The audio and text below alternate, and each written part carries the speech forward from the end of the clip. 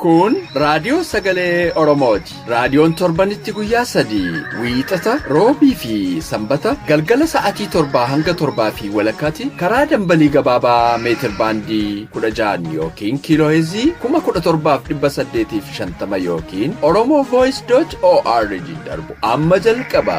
Kun raadiyoo sagalee Oromooti.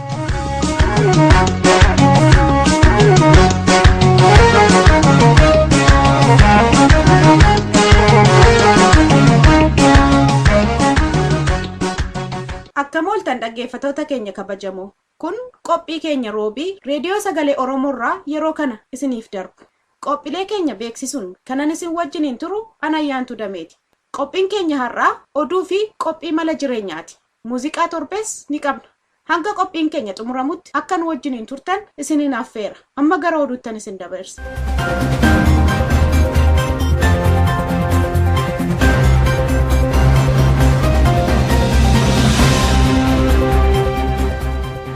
Akka mooltan dhaggeeffattoota keenya oduu saatii kanaaf qabnuun isinii dhiyeessaa Naabasaa Waaqjiraati. Waraanni bilisummaa Oromoo tarkaanfii Oromiyaa lixaatti fudhateen humna wayyaaneerraa miidhaa geessisuusaa maddeen gabaasan. Maddeen keenya akka nuuf gabaasanitti woboon dilbata darbeerraa kaasee tarkaanfii gidaamee fi beegii gidduutti fudhateen milkii itti argatee jira.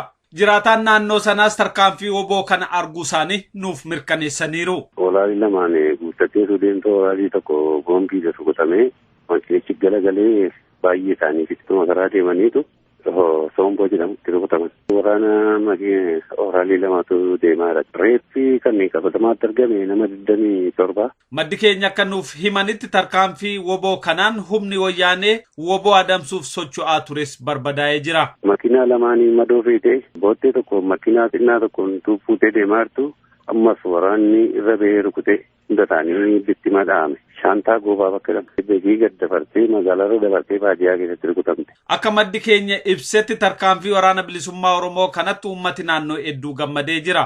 Haa ta'uti caasaa wayyaanee naannoo sana jiruu fi waraanni naannoo sana qubatee jiru gammachuu uummataa kanatti waan aareef uummata irratti ijaa baannaa itti fufeera. Wayyaaneenis haala kanaan aleellaa woboo kana ijaa baachuudhaaf humna adda addaa ijaarrattee gara uummataatti bobbaasaa waan jirtuuf uummatti eeggannaa akka godhullee odeessi naannoo sanarraa nu ga'ee hubachiiseera. Tarkaanfii woboo gidduu kanaatti kan aarte waraanni wayyaanee uummata nagaarratti tarkaanfii fudhachaa akka jirtu beekame. Oduun godina Wallaggaa lixa aanaa beegii keessaa nu dhaqqabe akka ibsutti waraanni wayyaanee naannoo woboon haleellaa gaggeesseen duuba jirtu uummata nagaarratti ijaa ba'aa jirti. Naannoo lafa qaleessatti nama rukutte kanatti barattuu kutaa 9 fi mucaa waggaa 12 tokko rukutte. Mucaan durbaa yemmuu duutee inni dhiiraa immoo mana qorichaa galeera. Galaanee Shaafee jedhamti isheen durbaa. Waggaa 16 inni dhiiraa immoo Mangistuu Sheekaa 8 waggaa 12. Keessaayyuu guyyaa kaleessaa konkolaataa uummataa gidaamee fi beegii gidduu deddeebi'an dhaabsisuun qabeenya akka moobaayilii fi maallaqaa saamaa akka turan maddi keenya addeesseera. Uummati garuu saamichiif doorsisti gaaffii haqaarraa akka isaan hin deebifne ibsachaa jiru. Waraanni bilisummaa Oromoo Oromiyaa lixaa godina Qeellam Wallaggaa aanaalee gidaamee fi beegii keessatti waraana wayyaanee haleelee konkolaataa loltoota fe'ee deemu gubuu fi loltoota ajjeesuusaas yeroo darbe gabaasuun keenya kan yaadatamu. Haaluma wal fakkaatu waraanni wayyaanee kun Wallaggaa ba'aa aanaa guduruu magaalaa Daduu keessatti ijoollee waliin taphachaa turan 2 rasaasaan madeessuun dhaga'ame. Oduun kun akka ibsutti waraanni wayyaanee konkolaataan deemaa ture gaafa bitootessa 20 bara 2018 ijoollee umuriin isaanii 14 fi 21 kan ta'an Teedii Mulugeetaa fi Rattaa Badhaasaa jedhaman rasaasaan rukutte madeessitee jirti. Ijoolleen rasaasaan rukutaman lameen yeroo ammaa yaaliif gara hospitaala Naqamteetti akka ergaman beekameera. Ijoollee maatiin isaanii rakkina keessatti guddisan karaa irratti hambisuun kun uummata naannoo hedduu aarsee akka jirullee beekameera. Akka odeessi kun ibsutti Rattaa Badhaadhaa haatisaa qoraan guurtee kan guddiste yoo ta'u, Teedii Mulugeetaa immoo haatiif abbaan kan irra hin jirre akaakayyuun kan guddisaa jiru ta'uun beekameera. Mootummaaf caasaan mootummaa wayyaanee qeerroo fi guddattoota Oromoof jibbinsa akka qaban beekamaadha. Qeerroo fi guddattoonni Oromoo immoo haqaaf bilisummaa Oromoof falmaa wareegamuu filatanii yeroo adda addaa mootummaa wayyaanee irratti falmaa gaggeessaa akka jiranillee kan beekamu. Mootummaan Sudaan kibbaa jaarsummaa Itoophiyaan keessa jirtu gaaffii keessa akka galchaa jiru beekame. Maddooduu adda addaa akka ibsaa jiranitti Itoophiyaan mataa ishiitiin rakkoo nageenyaa ishii hiikkattee waan hin jirreef waldhabdee Sudaan kibbaa keessummeessuuf dandeettii hin qabdu. Ministeerri odeeffannoo mootummaa Sudaan kibbaa Mikaa'el Makwaa'eelutu akka ibsetti Jibuutii, Keeniyaa yookaan Ugaandaan jaarsummaa kanaaf filatamoodha. Haa ta'uti Itoophiyaa, Somaaliyaa fi Sudaan immoo Sudaan kibbaa keessa seenuuf ammatti ga'umsa hin qaban. Pirezidaantiin Faransaay duraanii Nicolas Sarkoziin poolisiin to'annaa jala ooluun gabaafame. BBC'n akka gabaasetti Nicolas kan to'annaa jala oole bara faranjoota 2007tti baasii kakaasii filannoof kan oolu maallaqa pirezidaantii Liibiyaa duraanii Muammar Gaddaafii irraa maallaqa fudhate jedhamee waan himatameefi. Akka oduun kun ibsutti qorannaan pirezidaantichaa magaalaa Paaris lixaatti kan argamtu Naantaaraa keessatti gaggeeffamaa jira. Faransaay akka lakkoofsa Awurooppaatti bara 2013tti qorannoo eegaltus Sarkoziin waan hin fudhanneef haga yoonaatti akka turellee BBC'n dabalee gabaaseera. Achuma Faransaay keessatti maatiin mucaa durbaa isaaniif maqaa dhiiraa kennan tokko immoo mana murtiitti dhiyaachuun gabaafame. Akka oduun kun ibsutu maatiin kun mucaa durbaa isaanii kanaaf Liyaam jedhanii waamuu barbaadan. Maqaan kun garuu akka aadaa warra Faransaayitti maqaa dhiiraa waan ta'eef mootummaan Faransaay mormee jira. Abbaan alangaa akka jedhanitti maqaan kun fedhii daa'ima kanaa kan eeguu miti. Hariiroo hawaasummaa daa'ima kanaa kan miidhuu waan ta'eef maatiin akka hin fayyadamne dhorkamuu dhiyeesseera. Isaanis maqaa kana hin jijjiiruun taanaan abbaan murtii daa'ima kanaaf maqaa haaraa akka moggaasullee abbaan alangaa gaafateera. Maatiin murtoo kana mormaa kan jiran yoo ta'u gargaarsa seeraas barbaadaa akka jiran beekameera. Amma murtiin kun beekamuttis cuuphaan daa'ima sanaa akka darbu godhameera.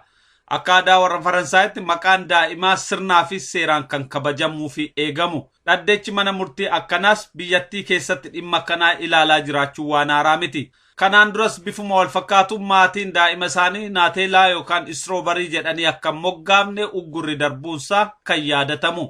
Oduun sa'aatii kanaaf qabnu kanumaa qophii keenya fi waliin nagaan nu tura.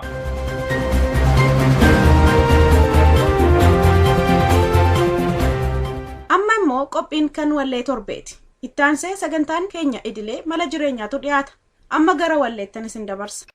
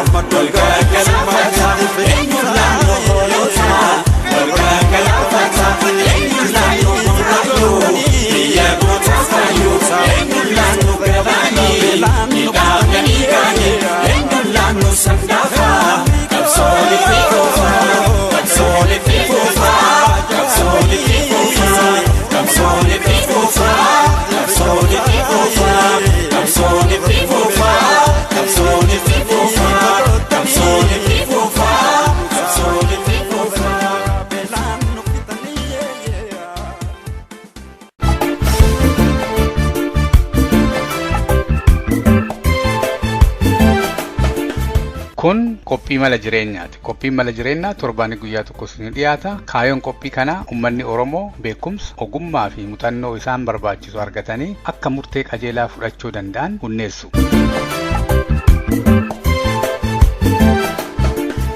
Akkam jirtu dhaggeeffattoota keenya, an qopheessaa keessan Aliyyii Galatooti.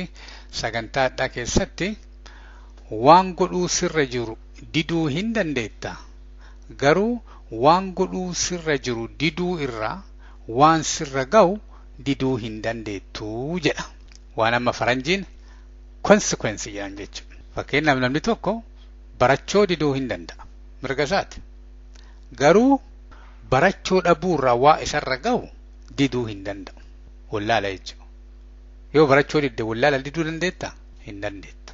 Mee kama barnootaa kanaa yoo laalle amma fakkeenyaaf namni tokko yoo barateef namni tokko yoo hin baranne garaagarummaa isaa jalqabumarraayyuu barreessuuf dubbisuu dubbachuu waan namni jedhaa dhageeffachuu kanneen mara dhabaa jechuudha. Keessattuu ka dubbisuu barreessuu san. Kanaaf nama fagoo jiru tokko karaa inni itti walqunnamuu danda'uun waan akka bilbilaa yoo ta'e malee barreessuu dubbisuu walqunnamuu hin danda'u jechuudha. Kanaafuu hiree guddaa ofitti cufaa jechuudha. Garuu hin baradhu barnoonni gatii maal qabaa jedhee itti dhiisuu hin danda'a. Qeexxaan ammoo namni tokko yeroo barate beekumsa saniin waan wayii tolcha. Waan tolche kanaan mallaqa argata. Kanaafuu hiree beekumsaa waa tolchiitii sanillee dhabaa jechuudha. Yoo barachuu dide. Barachuu diduu mirga isaati. Ka biraa barachuun waan haala jiru waan deemaa waan adda addaa jechuudha. Asumatti feesbuukii waan adda addaa bantee ilaalte wama tokko irratti waan bifa adda addaa namni barreessa. Isaa kana wal bira qabdee xiinxallitee dubbiftee maal jettee wanti kun akkana jettee waan tokko ofii kennuufu waan san dubbiftee nama hubachuu danda'u tokko ta'uu qabdaa jechuudha. Kanaafuu waan sanillee hin dhabdaa jechuudha fakkeenyaaf dubbisuu barreessuu kan dandeenye taate. Ka biraa waa nyaachuu amma diduu hin dandeetta. Mirga kan keeti. Hin nyaadhu hoo jette mirga keeti. Garuu sababa nyaachuu diddeessaniif hin duutaa yookiin ammoo dhibamta. Yoo xiqqaatiin dhibamta. Yoo yeroo dheeraa ammoo dunyaanne turte hin duutaa jecha. Maaliif lubbuu tantee narraa hajaa yoo hin qabaanne nyaata diduu hin dandeetta. Booda hin duutaa jecha. Nyaata diduu hin dandeetta. Garuu du'a diddee hin dandeettu yoo nyaata didde. Yoo ka waa hojjechuu diduu hin dandeetta. Amma fakkeenyaaf nama hojjettee ofii baatee hojjetatte hojjechuu diduu hin dandeetta. Garuu sababa hojjechuu diddeef mallaqa dhabda. Mallaqa yoo dhabde ammoo jiruu waa bitattee ittiin jiraattu kana hin dhabdaa jechuudha. Kanaafuu hojii diduu hin dandeetta. Garuu hiyyummaa diddee hin dandeettu. Bilisummaa qooda kennuu hin dandeetta. Mirga keeti. Garuu bilisummaaf yoo ka hojjanne taate garbummaa diduu hin dandeettu. Maaliif warra hojjetetu, warra lolatetu, warra qabsaa'etu bilisa ba'a jechuudha. Amma namni baay'een ka'ee nama biraa himata malee. Nama biraa himachuu miti fakkeenyaaf nama biraa himachuun bilisa si hin baasu. Qabsaa'otu bilisa si baasa. Yoo hin qabsoofne bilisa hin baatu. Yoo qabsoofte bilisa hin baata. Yoo akka ta'e hin beektu malee yoo qabsoofte bilisa hin baataa jechuudha. Yoo hin qabsaa'u jette ammoo garbummaa keessatti itti jechuudha. Garbummaa himachuu hin qabdu jechuudha. Nama dhageeffachuu diduu hin dandeetta. Garuu namni maaf na dhaga'uu dida jettee hin dandeettu. Yoo ati kan nama dhageeffanne namni illee sin dhaga'u jechuudha. Maaliif karaa tokkicha callaan akka televezyiinii karaa kan kee callaan namni hin dhaga'u. Akka telefoonaa kana ta'uu qaba jechuudha. Gara lachiyyuu namni walii haasa'uu danda'uu qaba. Yoo ati nama kan dhageeffanne namni illee sin dhageeffatu. Yoo ati kan nama hin jaalanne taate namni illee akkasi jaalatu hin jiru jechuudha. Jaalalli kunillee akkuma investmentiiti. Waan maraayyuu diduu uma dandeetta yoo murteeffatte. Yoo murteeffatte waan maraa diduu hin dandeetta. Garuu waan didde saniif waan sirra ga'u diduu hin dandeettu malee. Kanaaf namni waa diduu dadhaba. Wanti waa diduu dadhabuuf namni waan dhufu san beekaaf. Fakkeenyaaf waa Oromoo kanatti yeroo deebinu tokkummaan humnaa. Oromoon karaa tokkuma yaada keenyaaf qabeenya keenyaaf dandeettii keenya bakka tokko gooneeti warra kana yoo dhiibne dafnee irraa buufna tokko taanee oofnaa jedhameetti warra siyaasaa kanatti dubbatama. Waggaa dheeraan didan. Eega didan hunnitii bakka tokko deebitee waan tokko gootu jabduun dhalachuu dhabuurraa waggaa dheeraa ture jecha. So garbummaa filattee jechuun tokkummaarra. Dhugaa dubbachuu diduu hin dandeetta. Ganama galgalaan akka kijibdu atillee hin beektaa, namni illee hin beekaa. Kanaafuu namni naa amanu jettee ammoo eeguu hin dandeettu. So konsekwensiin isaa yoo kijiba ka dubbattu taate namni hin argaa, yoo argeen booda ammoo namni si amanu. Yoo namni si amane ammoo waan san fudhachuu qabdaa jechuudha. Maaliif akka namni si amanne ka ta'e si jechuudha. Maaliif waan kijiba dubbattuuf. Yoo dhugaa ka dubbattu taate ammoo namni waan si jedhuuf hin jiru jechuudha. Kijibaa godheeti waa ati dubbattu wanti inni diduuf hin jiru jechuudha. Fakkeenyaaf yoo ati tola namaa ka ooltu taate namni baay'een tola sii oola yoo danda'eef. Yoo ati ammoo ganamaa galgala dhukkubbii kana nama uumtu taate ammoo namni baay'een tola sii oolu yookaan ammoo waan gaarii sii hin godhu. Beeki addunyaan tuni ufargaa keeti waan facaafattee haamatta. Addunyaa tana keessatti waan facaafattee haamatta. Waadiduun uma danda'ama. Namni guyyaa kana waadidaatuma oola. Garuu waadiduun kun miidhaa qaba. Faayidaallee qaba. Miidhaa akkamitti qabaata? Yoo waan sii ta'u didde, yoo waan sii ta'aa didde, waan siin taanetu si dhufa. Wanti sii ta'u tokko nama jaalachoo, nama kabajuu, dhugaa dubbachoo, nama biraatii yaaduu, waan qabdurra namaa waa godhuu. Kunneen investmentii keeti. Waa atini jiruu kan kee bareechiftee jiraachuuf ati gootu nama biraatiif miti. Nama biraa irratti haa gootu malee wanti ati gootu kun kan keetuma si deebi'aa jechuudha. Lakki kanan godhu jettee ganama galgala yoo waan biraa ka haatu taate wanti ati haatu sunniin deebi'ee si deebi'aa jechuudha.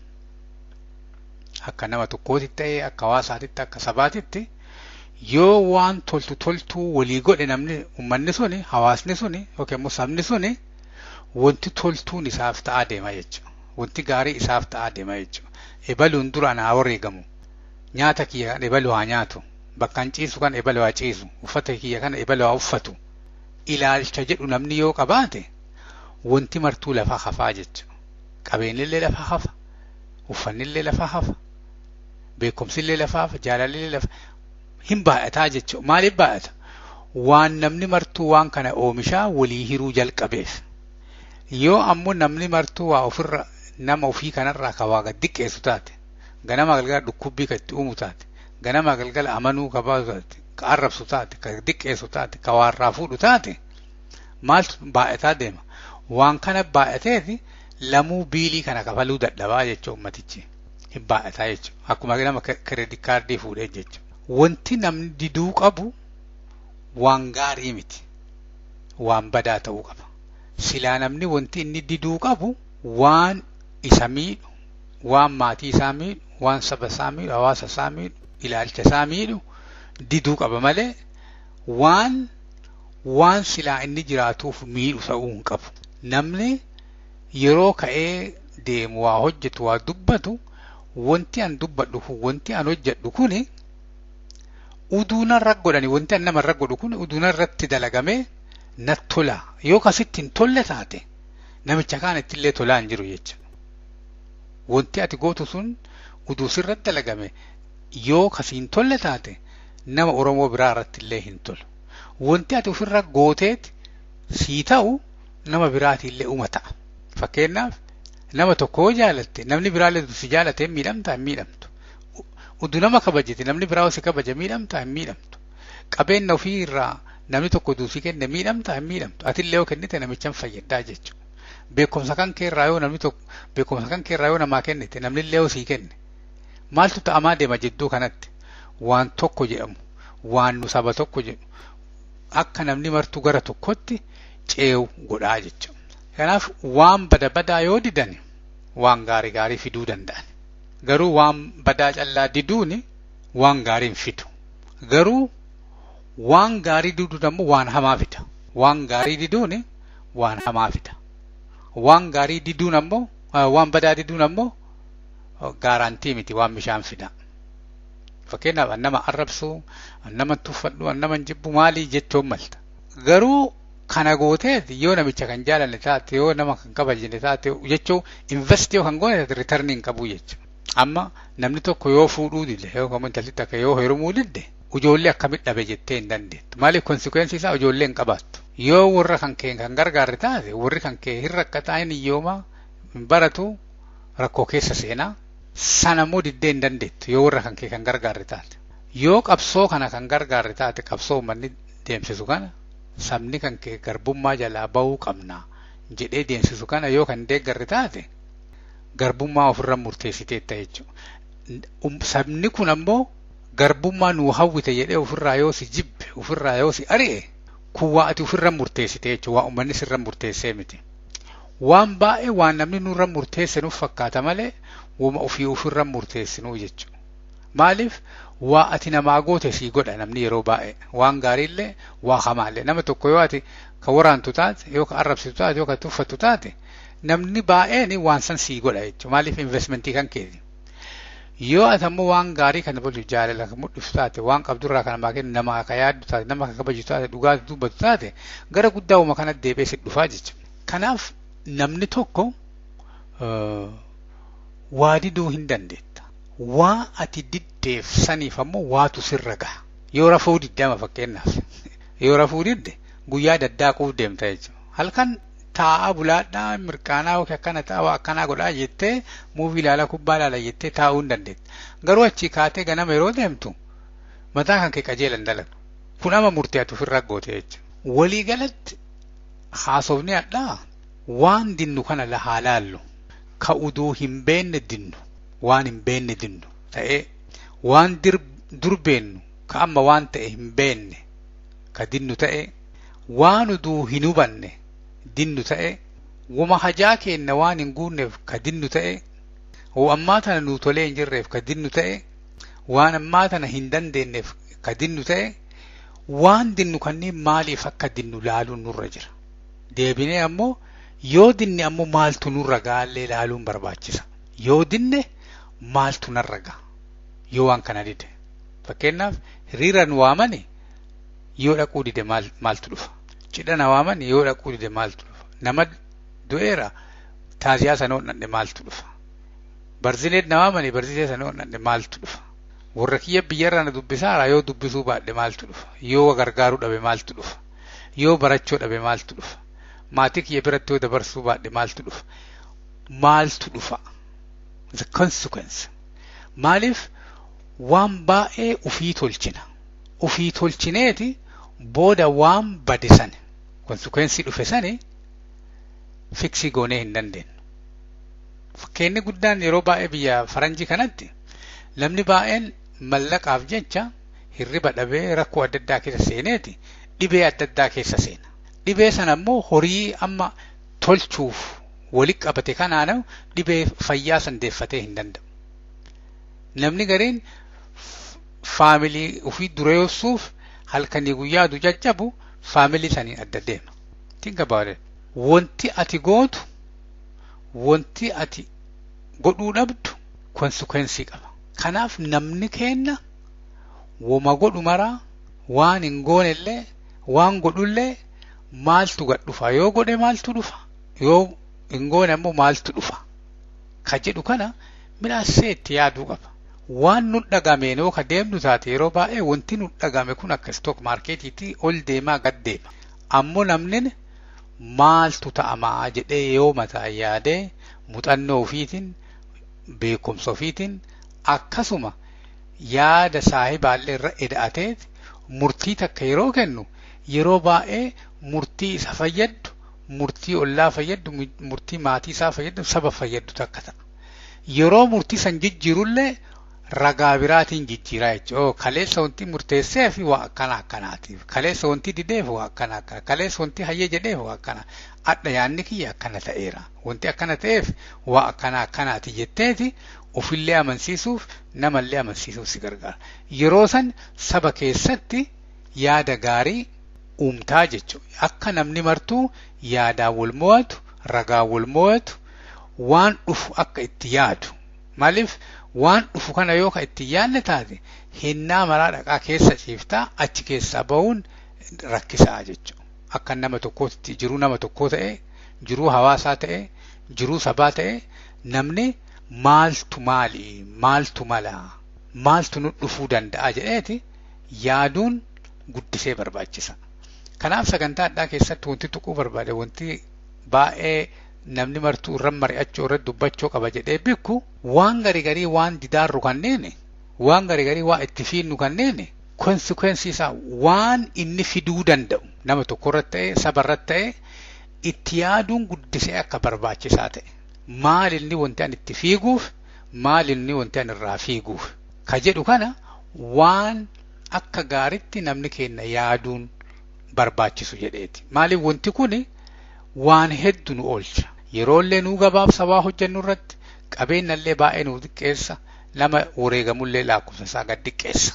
Kanaaf irra deebi'ee namni martuu waan didaaruuf waan fudhataaru yookaan waa itti fiigaaruuf waa irraa fiigaaru kana akka gaaritti xiinxalee laaleeti waan dhufu maal akka ta'uu danda'u yoo irraa fiiganiif yoo itti fiigan maal akka ta'uu danda'u akka yaaduufi sagantaa kana isinii qopheesse meetti yaada sagantaa mala jireenyaa gaadhaallee asumara raawwataa yeroo gaarii fayyaa ta'a.